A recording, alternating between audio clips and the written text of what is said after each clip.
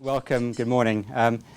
First of all, Gigi and DJ Todd, when I spoke to you just before a session, one of the things you said to me was the reason you collaborate between a classical violinist and a DJ is to bring classical music to a new audience. And I think one of the things, the beauties of collaboration, is it allows us to do things we cannot do alone. We can go further than we can on our own. And thank you for reminding us about the beauty of unusual collaboration. So thank you. Now, Graham, thanks for that kind introduction. One of the things that drives me, my passion, is collaboration. I mean, I've been doing it in my career now 25 years or so. But actually also as an immigrant in the UK with at least 5 generations of interracial marriage, the idea of connecting across unusual divides is something that I've been fascinated with since my own childhood. And actually, that at a professional level, that passion has driven, for me and Yvette, the decision to create Business Fights Poverty about 10 years ago or so. But everyone in this room comes with a passion for collaboration, and that's why you're here. There's something that is sort of almost magical about what you can do when you collaborate. The idea we can use it to connect our individual passions to make the seemingly impossible possible. That's a great thing about collaboration.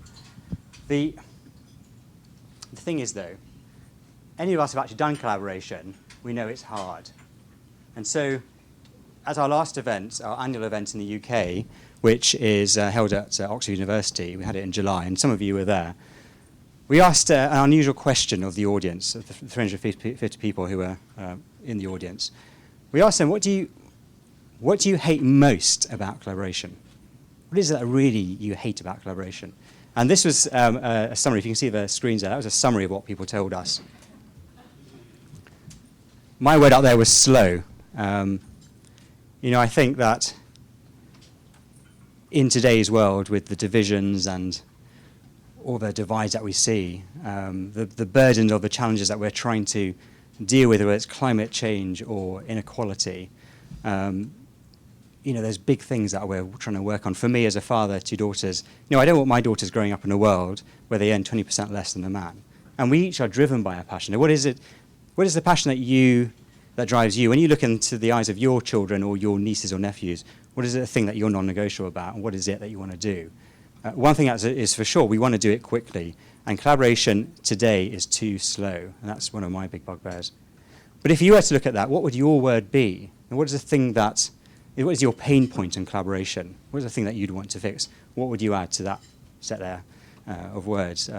You'll see someone there has put Hakuna Matata, which I think that means there's someone who's mastered the art of Zen meditation. But for the rest of us, it's painful. So what is it that is the thing we need to solve? The fact is, though, we're still here. This is an event about collaboration. It's probably not your first event about collaboration. It's probably not your last event about collaboration. In fact, it's probably not the last event about collaboration today. You're probably going to more events today about collaboration. So obviously we think it's worth it. In the Mae West quote, we knew it would never be easy, but we know it's worth it.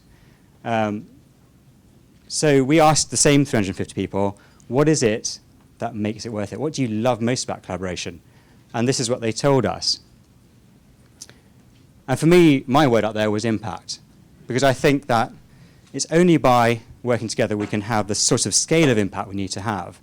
I was delighted to see Natalie Africa here in the room, an old friend who, and with others, Tatiana, she's in the room as well. A number of people here worked on business call to action. It's been going for many years now. But just as an example, and I was fortunate to be involved in that in the early days, I think when I read the latest figures, it's 200 million people have been touched by business call to action through the commitments it has generated from companies around access to health and education and other services. That's scale, and you can only do that when you work collaboratively. So the question for us today, and our agenda for today, is to move the needle with you on how can we dial up the positives and deal with the negatives? How can we rethink how we collaborate? One thing that we know at Business Fights Poverty is that we've got to accelerate this process of disrupting the way we collaborate. We have our own approach, and I know many of you in the audience have your own approaches as well, and we want to learn from all of you and from each other to see how we can do this better. We're very grateful for those of you who've worked with us, many of you in the room, on the various collaborative challenges, as we call them, over the years. Barclays has worked with us on social innovation and youth employability, GSK on a range of areas, including business NGO partnerships and advocacy partnerships for the SDGs. With DFID, we're involved in many different pieces of work and collaborations.